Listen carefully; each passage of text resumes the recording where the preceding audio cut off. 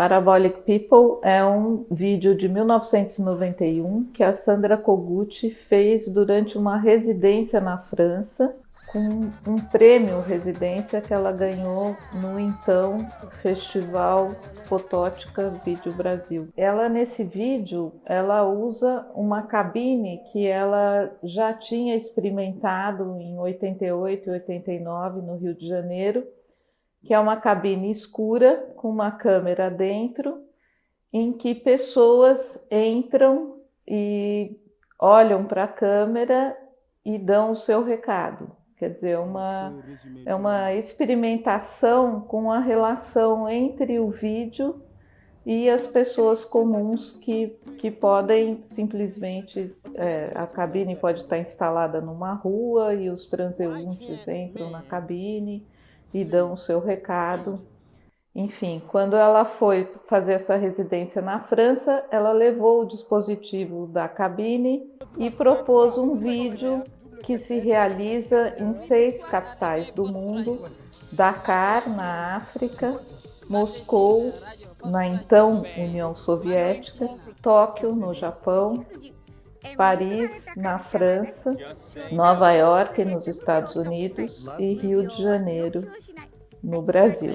Lugares onde as pessoas falam línguas que dificilmente são compreendidas por pessoas que não são de lá, como o japonês ou o russo. Às vezes elas se atrevem a falar inglês, no sentido de tentar se comunicar de maneira mais ampla, como é o caso de um jovem roqueiro em Moscou. You see, it's raining. We are in Moscow. This cabin are situated into the center of our city. E a gente já imagina aquelas torres mouriscas, né, que a gente tem na imaginação sobre Moscou. Então, o vídeo, ele tem escrito nele muito do que estava acontecendo naquele período. Ele está em sintonia com a videoarte que se desenvolvia no Brasil, com a videoarte que se desenvolvia em outros países do mundo, e também em sintonia com as coisas que estavam acontecendo naquele período. Então, a gente sabe, 1991, começo da década de 90, da década de 80, a disseminação das câmeras mais baratas de vídeo, que faziam antever, e o vídeo é incrível por isso, assim, uma espécie de antecipação das questões que a gente viveria já no século XXI. Então, a gente olhando para trás, quase 35 anos depois, é muito interessante que esse vídeo já está problematizando um pouco da nossa vida imersa com imagens, produzindo, recebendo, enfim, o mundo cheio das imagens, né?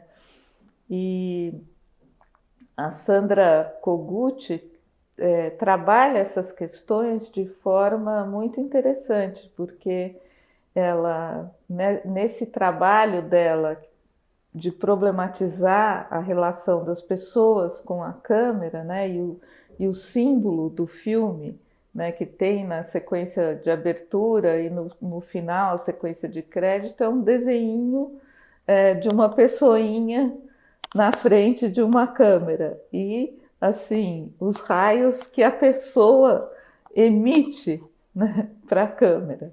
Então é muito interessante que ela está sempre pensando nas pessoas, né? Num plural, numa diversidade, e não numa opressão da câmera, né? Mas como que as pessoas impressionam a câmera. Mas ela está pensando também em questões que atravessaram e atravessam os séculos, né? Então, o vídeo ele é feito de 12 episódios de cerca de 3 minutos. Então, é um vídeo de 40, mais ou menos, 40, um pouco mais que 40 minutos, feito de episódios independentes, mais relacionados, né? Tem uma sequência de crédito só no final, né? O 12º clipe é a sequência de créditos do vídeo, e um dos primeiros episódios problematiza justamente o quadro da televisão. Então, a televisão é uma janela, né, se pergunta Sandra, e pergunta a nós, e lança, né, a questão. Um pouco inspirada no fato de que a palavra alemã para televisão coincide com a raiz da palavra janela. E essa é uma questão que vem lá do século XV, né, Batista Alberti, e ele cunhou uma metáfora para caracterizar a perspectiva, né, a invenção da perspectiva na pintura, que é justamente uma janela para o mundo, né? Então, a perspectiva era um dispositivo técnico, geométrico, que oferecia a profundidade de campo, né? Fazia com que a tela, ao invés de estar representando universos oníricos e mitológicos, ela tivesse se propondo enquanto uma janela para o mundo, como se através da tela envolvida numa moldura, né, como se o espectador pudesse atravessar a parede da casa e imaginar aquilo que estava lá fora, né? Uma janela para o mundo. Essa metáfora foi se atualizando sucessivamente na medida com as novas tecnologias. E a Sandra está falando nisso, né? Ela está falando nisso quando ela pergunta, né? A televisão é uma janela? Tem inclusive um momento muito interessante que tem uma pessoa falando sobre isso e a pessoa fala: a televisão é como um jardim na sala de casa, né? Só que a Sandra desloca aquele quadro e a pessoa aparece falando num telão no alto de um prédio numa praça pública, né? Então, o tempo inteiro ela joga com a montagem e com os recursos da tela eletrônica, inclusive brincando geometricamente com o quadro dentro do quadro e com movimentos do quadro dentro do quadro. Então ela tem tiras, né, de pessoas falando, cada pessoa num quadrinho, tiras de quadros que se movimentam assim, se movimentam assim, se movimentam assim e assim. Do centro do quadro, uma outra figura olhando para a gente através da câmera. Então ela está o tempo inteiro mostrando como esse quadro, como ele é complexo, como há possibilidades de jogo dentro do quadro, né? E de certa forma, assim, ela está provocando a televisão, que era uma discussão muito daquela época e muito desse grupo, enfim, dessa geração de videomakers que emergiu nos anos 80 e que, enfim, muitos deles estão ativos até hoje e muito presentes no acervo do Vídeo Brasil. No primeiro dos clipes, aparece assim, à direita do quadro, 1 mais 1 igual a 2. Então, 1 mais 1 igual a 2. Dificilmente alguém vai questionar essa equação. E ela fica sendo sublinhada, preto e branco, mudando a cor do fundo, e ao mesmo tempo vai aparecendo na tela duas jovens japonesas que falam alguma coisa que talvez seja 1 mais 1 igual a 2, mas eu não sei, porque eu não entendo japonês e não tem legenda. Então a proposta é justamente deixar a gente entende algumas coisas, não entende outras, umas pessoas vão entender umas coisas, outras vão entender outras, e logo essas duas jovens são deslocadas para um quadrinho menor e no quadro principal aparecem 2 jovens, então 2 aqui, 2 aqui. Enquanto a gente vê essas imagens em jogos em quadrinho e ouve as japonesas que não param de repetir aquela mesma frase, começa a circular texto em várias línguas.